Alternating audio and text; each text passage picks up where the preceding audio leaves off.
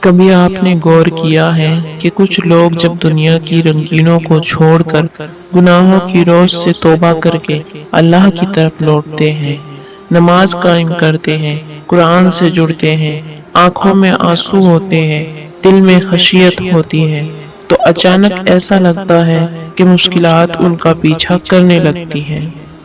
ایک طرف وہ بندہ جس نے پوری زندگی اللہ کو بھلا رکھا، حرام کماتا رہا، جھوٹ بولتا رہا، بد نگاہی کرتا رہا، لیکن اس کی دنیا چمک رہی ہے، زندگی عیش و آرام سے بھرپور ہے۔ اور دوسری طرف وہ شخص جو اب اللہ کے سجدے میں سر جھکانے لگا ہے، اپنے گناہوں پر نادم ہو کر رب کی طرف لوٹ آیا ہے۔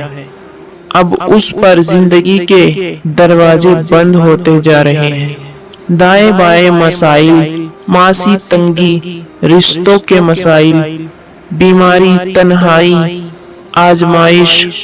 تو سوال یہ ہے، جب ہم اللہ کے ہو جاتے ہیں تو ہماری زندگی مشکل کیوں ہو جاتی ہے؟ کیا اللہ ناراض ہو گیا؟ کیا ہم نے کچھ غلط کیا؟ یا پھر اس میں کوئی چھپا ہوا راز ہے؟ آج ہم اسی راز کو کھولنے جا رہے ہیں۔ نمبر 1، اللہ کے قرب کی قیمت کیا ہے؟ اللہ کا قرب آسان نہیں، یہ تخت نہیں تختی ہوتی ہے، یہ نعمت نہیں قربانی کا میدان ہوتا ہے۔ جب تم اللہ کے بننے کی نیت کرتے ہو تو دنیا کے سب رشتے، سب سہولتیں، سب گناہوں کی آسانیاں ایک ایک کر کے تم سے جدا ہونے لگتی ہیں۔ کیوں؟ کیونکہ تمہیں صاف کیا جا رہا ہوتا ہے۔ اللہ تعالیٰ قرآن میں فرماتا ہے، کیا لوگوں نے یہ گمان کر لیا کہ وہ صرف اتنا کہنے سے چھوڑ دیے جائیں گے کہ ہم ایمان لائے اور انہیں آزمایا نہیں جائے گا؟ اللہ آزماتا ہے انہیں جو اس کے قریب ہوتے ہیں، کیونکہ ان کی زندگی اب دنیا کی نہیں، آخرت کی تیاری بن چکی ہوتی ہے۔ نمبر 2، آزمائش رحمت ہے، سزا نہیں۔ اگر تمہیں لگتا ہے کہ تم پر مشکلات اس لیے آئی کہ اللہ ناراض ہو گیا، تو یاد رکھو اللہ نے حضرت ایوب علیہ السلام کو کئی سال بیماری میں مبتلا رکھا، حضرت یوسف علیہ السلام کو قید میں ڈالا، حضرت ابراہیم علیہ السلام کو آگ میں جھونکا، حضرت موسیٰ علیہ السلام کو فرعون کے ظلم سے گزارا، اور نبی کریم صلی اللہ علیہ وآلہ وسلم پر طائف میں پتھر برسائے گئے۔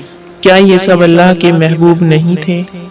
تو جب اللہ کے سب سے چہتے بندے تکلیف میں ڈالے گئے تو ہم کیوں یہ سوچیں کہ تمہاری آزمائش اللہ کی ناراضگی ہے؟ یہ نہیں، یہ آزمائشیں تو اللہ کی قربت کا پرف ہے۔ نمبر 3، شیطان کی انتقامی چالیں۔ یاد رکھو جب تم اللہ کی طرف پلٹتے ہو تو شیطان کا سب سے بڑا دشمن تم بن جاتے ہو۔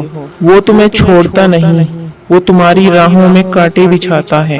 پہلے تم گناہ کرتے تھے تو شیطان خوش ہوتا تھا، لیکن اب تم اللہ کی طرف جا رہے ہو تو وہ تمہیں روکنے کی ہر کوشش کرے گا، لوگوں کے دلوں میں تمہارے خلاف باتیں ڈال کر، تمہیں مالی نقصان میں ڈال کر، تنہائی میں دھکیل کر، لیکن یہ سب تمہیں روکنے کی حرب ہے۔ اگر تم جم گئے تو تم جیت گئے۔ نمبر 4، اللہ تمہیں تراش رہا ہے۔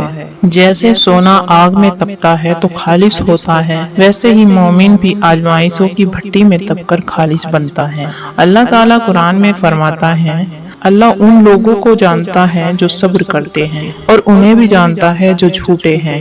اللہ تعالیٰ تمہاری آزمائشوں سے تمہیں گرا نہیں رہا بلکہ تمہیں اٹھا رہا ہے، تمہاری روح کو پاک کر رہا ہے، تمہارے گناہوں کو معاف کر رہا ہے۔ نمبر 5، مشکلات کے بعد خوشخبریاں۔ یاد رکھو مشکل کے بعد آسانی ہے، اندھیرے کے بعد روشنی ہے، خاموشی کے بعد قبولیت ہے۔ پس بے شک ہر مشکل کے ساتھ آسانی ہے۔ اللہ تمہیں آزماتا ہے تاکہ تم اور مضبوط بنو، اور جب تم مضبوط ہو جاتے ہو تو وہ تمہیں وہ نعمتیں عطا کرتا ہے جن کا تم نے کبھی سوچا بھی نہ تھا۔ نمبر 6، اللہ سے لو لگانے والوں کی پہچان۔ جو اللہ کے ہو جاتے ہیں وہ راتوں کو روتے ہیں، سجدوں میں گرتے ہیں، دنیا انہیں چھوڑتی ہے لیکن اللہ انہیں تھام لیتا ہے۔ لوگ انہیں غلط سمجھتے ہیں لیکن اللہ انہیں محبوب بنا لیتا ہے۔ یہی وہ لوگ ہیں جنہیں اللہ کہتا ہے میرے بندے تو میرے لیے آیا ہے، میں تیرے لیے کافی ہوں۔ اے اللہ، جو یہ سن رہا ہے، جو یہ دیکھ رہا ہے اور جو تیری طرف پلٹ آیا ہے، اس کے دل میں جو بوجھ ہیں اس کی آزمائشوں کو رحمت میں بدل دے۔ اے رب، ہم کمزور ہیں مگر تیری رحمت بڑی ہے، تو ہمیں تھام لے، سنبھال لے اور اپنے قرب میں جگہ دے۔ آمین یا رب العالمین۔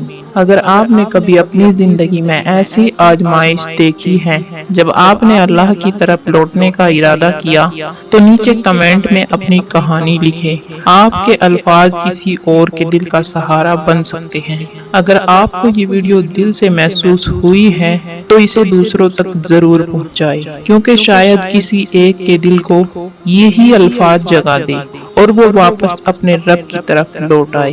اللہ آپ کا حامی و ناصر ہو۔